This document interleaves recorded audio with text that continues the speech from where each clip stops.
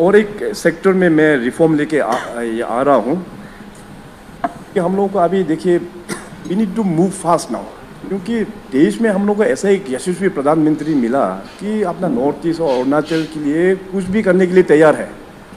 आज बहुत सारा एमएलएस लोग ने यहाँ पे अप्रिशिएट किया कि हाइड्रो पावर को लेके हम लोग किस हिसाब से आगे बढ़ रहा है। हाइड्रो पावर के डिस्ट्रिक्ट में अगर देखा जाए तो हम लोगों का यहाँ पे पूरा कैपेसिटी करीबन 60,000 मेगावाट्स का स्टेट में पोटेंशियल है। हमारा तो मानना ये है कि इससे भी ज़्यादा होगा, ये तो ऑफिशियल रिकॉर्ड्स बता रहा है। अभी इतना सारा नदी नाला सर्वे भी नहीं हुआ होगा, तभी भी उसको उस पोटेंशियल को देखते हुए अभी तक जो हम लोग पावर जनरेशन का जो हार्नेस कर रहा है दैट्स जस्ट ओनली 2%, केवल 2% हम लोग अभी हार्नेस कर पा रहा है। तो अभी लास्ट हम लोग ने डिसाइड किया कि जो नॉन सीरियस पावर कंपनीज जो अरुणाचल में पिछले 10 साल से आके बैठा हुआ है विदाउट डूइंग एनीथिंग, तो उन लोगों को टर्मिनेशन भी कर दिया है। और हम लोग भारत सरकार से बात किया है, ऑनरेबल पीएम साहब से हम लोग रिक्वेस्ट किया है कि अरुणाचल में बड़ा जो हाइड्रो पावर डेवलपमेंट होगा वो केंद्र सरकार का पीएसयू सेंट्रल पीएसयूज के माध्यम से हम लोग करेंगे। तो आज का दिन में अपना एनटीपीसी जो काफ़ी बड़ा ऑर्गेनाइजेशन है, निपको, एनएचपीसी, एसजेवीएन, तो ये 4 जो अपना सेंट्रल पीएसयूज के साथ में मिलकर हम लोग ने 14 हाइड्रो पावर प्रोजेक्ट्स का काम को हम लोग ने लिया हुआ है। और इसका जो कैपेसिटी है कुल मिला के 18,000 मेगावाट, 18,000 मेगावाट अभी अरुणाचल में बनने जा रहा है। और इसका पूरा जो इन्वेस्टमेंट, जो हम लोग इन्वेस्टमेंट का बात कर रहे हैं ना, आप देखिए कि 1.70 लाख करोड़ का इन्वेस्टमेंट पूरा रेडीली है, ऑलरेडी एमओयू हो चुका है, काम चल रहा है, लेकिन हम लोगों को उसका महसूस नहीं हो रहा है। 1,70 करोड़ से ऑलरेडी होके रखा हुआ है। अभी आने वाला दिनों में और भी, जहाँ कुछ मेंबर्स लोग ने कहा था कि हम लोगों का एरिया में भी हाइड्रो पावर लेके बैठाया, this is a very welcome initiative. और मैं हमेशा हाइड्रो पावर का जो बात आता है तो 2-3 ट्राइब को मैं हमेशा थैंक्स कन्वे करता हूँ। आज भी आपके माध्यम से मैं जो जनजाति जो अपना हाइड्रो पावर को जो लोग सपोर्ट करते हैं, खास करके अपना निशी जनजाति हो गया, इसके बाद अपना तगिन जनजाति हो गया, मिशमी जनजाति हो गया, और अपना मेचुआ का जो वहाँ पे जो लोग हैं, तो ये लोग काफ़ी वेलकमिंग है प्रोजेक्ट को लेके। और we are in tribal environment तो सदियों से बड़ा हुआ है। अब ऐसे ट्राइबल एनवायरमेंट को कैसे केयर करना ट्राइबल से अच्छा कौन जानेगा। हाइड्रो पावर भी तो हम लोगों को चाहिए, पर लेकिन डिस्ट्रक्शन जितना कम हो। अभी देखिए आजकल तो we talk about climate change, green energy, पूरा दुनिया मतलब पोल्यूशंस को लेके, क्लाइमेट चेंज को लेके इतना कंसर्न है।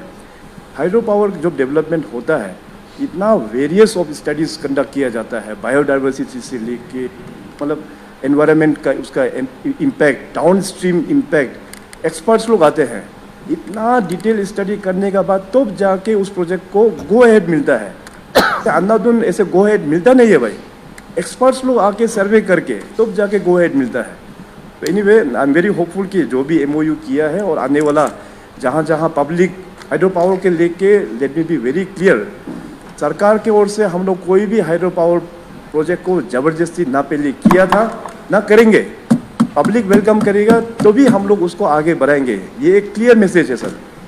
इसलिए जहाँ पब्लिक लोग वेलकम करते हैं हाइड्रो पावर को, ज़रूर हम लोग फिर ये जो 4 पीएसयूज हैं उनके साथ में बातचीत करके हम लोग आगे लेके जाएंगे। तो मैं जो ऑनरेबल पीएम साहब के जो कंसर्न है और उनका जो सहयोग है टुवर्ड्स आवर अरुणाचल प्रदेश, मैं इकोनॉमी के बारे में जो मेंशन कर रहा था, हाइड्रो पावर में देखिए कि as per policy we already have 12% free power. 12% free power हम लोगों के पास में ऑलरेडी है। और लोकल एरिया डेवलपमेंट फंड जहाँ पे हाइड्रो पावर बनेगा उस एरिया के लिए 2% ऑलरेडी पॉलिसी में है। तो ऑनरेबल पीएम साहब को हम लोग जाके रिक्वेस्ट किया, वहाँ डिस्कशन हुआ, तो पीएम साहब ही इज़ वेरी ब्रिलियंट, मतलब वो तो बात बोलने से पहले ही समझ जाता है कि इशू क्या है। तो हम लोग ने रिक्वेस्ट किया है कि हम लोगों का 12% से भी बढ़ के हम लोगों का इक्विटी का भी प्रोविजंस चाहिए यहाँ पे। तो ऑनरेबल पीएम साहब का दिल देखिए कि अरुणाचल को उस जीवन ही तो आप लोगों का शक्ति है, तो ज़रूर आपको मदद करेंगे। तो पूरा नॉर्थ ईस्ट के लिए एक ऐसा एक तो स्कीम पीएम साहब ने अनाउंस किया कि 24 to 26% इक्विटी वो पूरा भारत सरकार देंगे, और वो भी पूरा ग्रांट इन एड के रूप में, लोन के रूप में भी नहीं है, ग्रांट इन। आने वाला जो हमारा जो 18,000 जो मेगावाट का हम लोग ने जो साइन करके रखा हुआ है, उसके लिए हमको नहीं चाहिए बोलने से भी करीबन 15-17 हज़ार करोड़, 15,000 17,000 जैसे हमको चाहिए धनराशि टू पार्टिसिपेट इन दिस 24 या 26% इक्विटी शेयर में।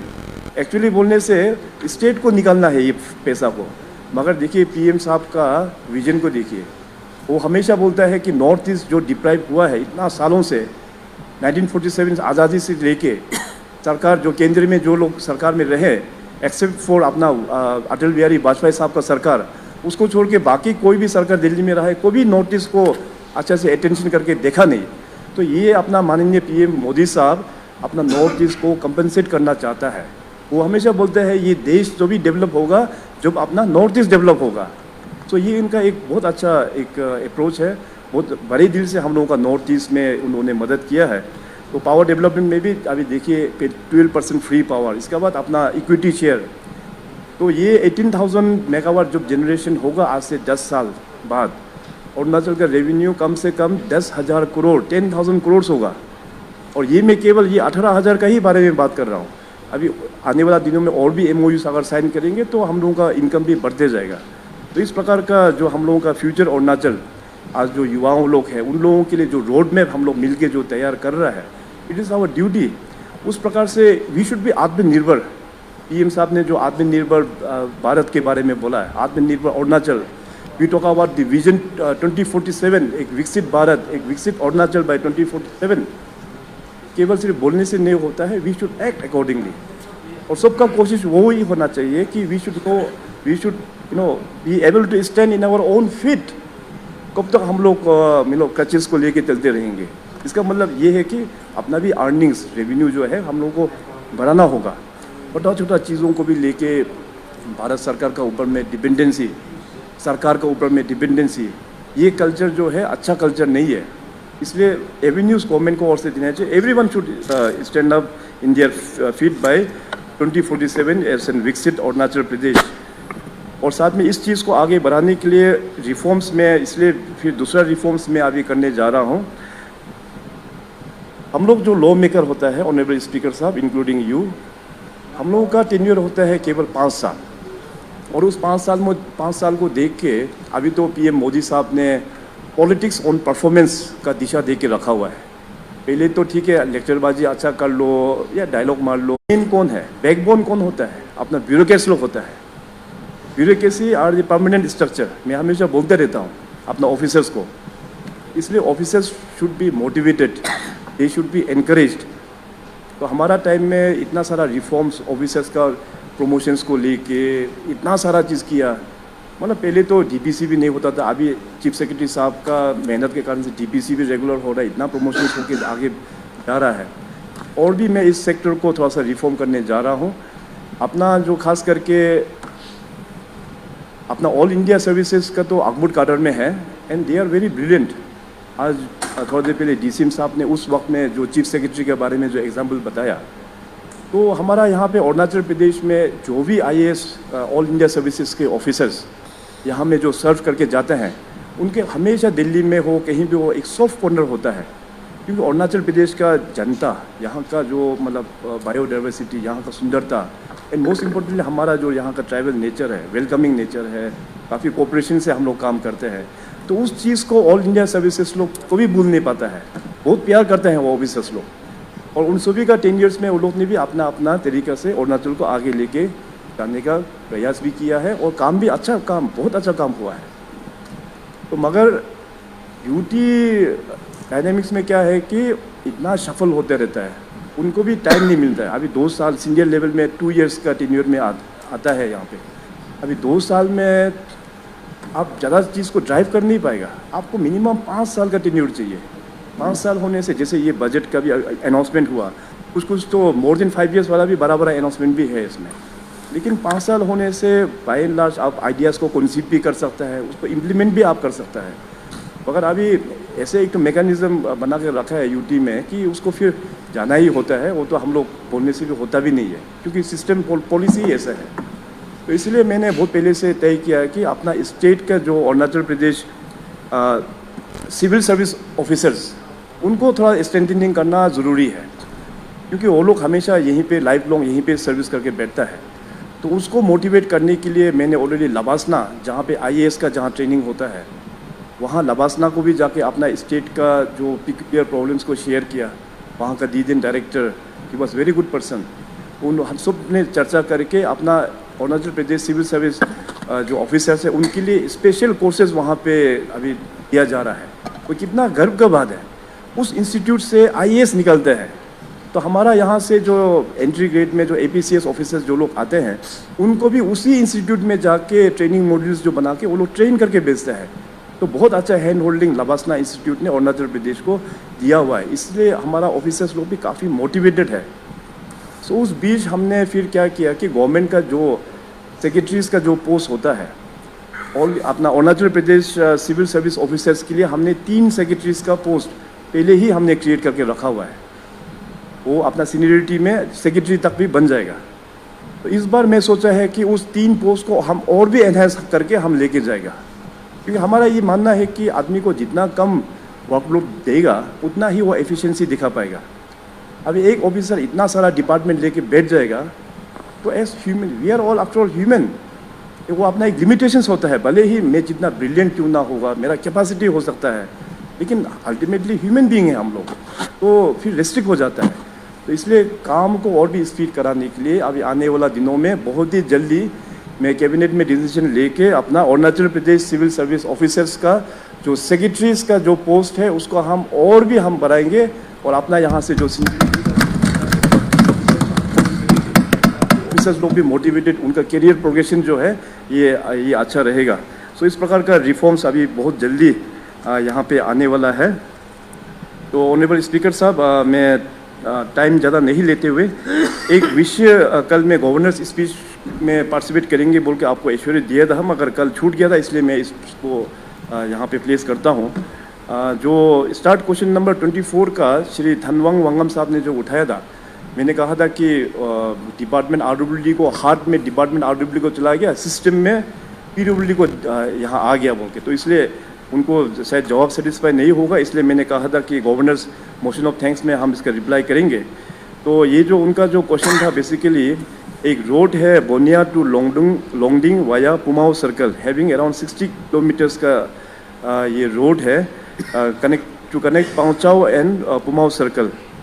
तो इस रोड के बारे में PWD ने डिटेल यहाँ पे हमको लिखित में दिया। ये रोड वाकई ही काफ़ी इम्पोर्टेंट रोड है, और वहाँ में रोड का कंडीशन भी बड़ा ख़राब है। तो डिपार्टमेंट को ओर से यहाँ पे जो रिपेयर एंड मेंटेनेंस के लिए यहाँ पे जो प्रोजेक्शन किया हुआ है, उसको हम जल्द से जल्द इसको रिपेयर एंड मेंटेनेंस के लिए भी हम कर देंगे, और इस रोड का स्ट्रेंथनिंग के लिए भी एक अलग स्कीम से हम इस रोड को भी स्ट्रेंथनिंग करेंगे। तो आपका माध्यम से ऑनरेबल मेंबर धनवांग वांगम साहब तो नहीं है, मगर आई थिंक लाइव वीडियो शायद घर में बैठ के देख रहा होगा, I think you should be satisfied with this answer. और अंत में ऑनरेबल स्पीकर साहब, अभी हम लोगों का भी इस असेंबली सेशन का भी एक हिस्टोरिक ओकेजन अभी होने वाला है। अरुणाचल प्रदेश लेजिस्लेटिव असेंबली का भी इस साल आई थिंक बाय अगस्त हम लोग गोल्डन जुबली ईयर हम लोग में एंट्री होने वाला है। तो सरकार को ओर से मैं अपना ऑनरेबल स्पीकर साहब और डिप्टी स्पीकर साहब और पूरे अपना लेजिस्लेटिव असेंबली की टीम को एश्योर करेंगे कि 50 इयर्स जो अपना गोल्डन जुबली है लेजिस्लेटिव असेंबली का, हम लोग बहुत ही अच्छा से हम लोग मनाएंगे। इसमें इस प्रोग्राम को आप लोग अच्छा से क्यूरेट कीजिएगा, अपना यूनिवर्सिटीज़ बच्चे लोगों को भी इन्वॉल्व कीजिएगा, आप लोग अच्छा प्रोग्राम बनाइएगा। Definitely will make it an historic occasion for every one of us. और अंत में मैं आपके माध्यम से अपना ऑनरेबल प्राइम मिनिस्टर साहब है श्री नरेंद्र मोदी जी को बहुत बहुत बधाई मैं प्रकट करता हूँ पूरे स्टेट के जनता की ओर से। अभी रिसेंटली ऑनरेबल PM साहब वहाँ मॉरिशस का टूर में गया, और ऑनरेबल PM मोदी साहब को मॉरिशस का जो हाईएस्ट सिविलियन ऑनर है, the grand commanders of the order of the star and की ऑफ द इंडियन ओशन, जो सबसे बड़ा जो वहाँ का जो सिविलियन ऑनर है वो ऑनरेबल PM साहब को वहाँ में दिया गया है। तो अरुणाचल प्रदेश के जनता की ओर से ऑनरेबल PM साहब को बहुत बहुत बधाई। बस का जानकारी के लिए थ्रू ऑनरेबल स्पीकर सर, जिस प्रकार से ऑनरेबल पीएम साहब जो मेहनत करके देश को तो आगे बढ़ा ही रहा है और इंटरनेशनल लेवल में भी ग्लोबल पोजीशनिंग में आज देखिए अपना कंट्री भारत इंडिया कितना पावरफुल के रूप में आगे बढ़ रहा है। Now we are talking about the fourth largest economy अपना कंट्री का, बहुत ही जल्दी थर्ड लार्जेस्ट में आएगा। और जिस प्रकार से पीएम साहब जो लीड कर रहा है, वी आर टीम अरुणाचल, वसुधैव कुटुंबकम, the earth is one, the planet is one, सब लोग हम लोग एक ही है। इस तरह का leadership not only in our country, पूरा दुनिया को वो लीडरशिप दे रहा है। तो नो डाउट अगर इस प्रकार से माहौल और इस प्रकार से जनता का प्यार और आशीर्वाद उनको ऊपर छाया रहेगा तो definitely in coming years we will be number 1 country in the entire globe. Honourable speaker साहब, बहुत बहुत धन्यवाद। और अंत में आप सभी मेंबर्स को भी बहुत बहुत धन्यवाद। आप सभी लोग ने बहुत अच्छी प्रकार से इस बजट को आप लोग ने सपोर्ट किया है। एंड सरकार की ओर से I assure through our honourable speaker साहब, जो भी बजट में अनाउंसमेंट है इसको हम लोग इन टोटो एज टीम हम लोग इसको इम्प्लीमेंट हम लोग करेंगे। और साथ ही साथ डिपार्टमेंट में जो फाइनेंस प्लानिंग के जितने भी जो ऑफिसर्स हैं और साथ साथ चीफ सेक्रेटरी का पूरा टीम ऑफ ऑफिसर्स, उनको भी बहुत बहुत धन्यवाद। इस बजट जैसे मैंने कहा 2025-26 का जो बजट है, it is very unique and it was one of the best budget presentation of my tenure. So many thanks to each and every one of them. Thank you. Jai Hind.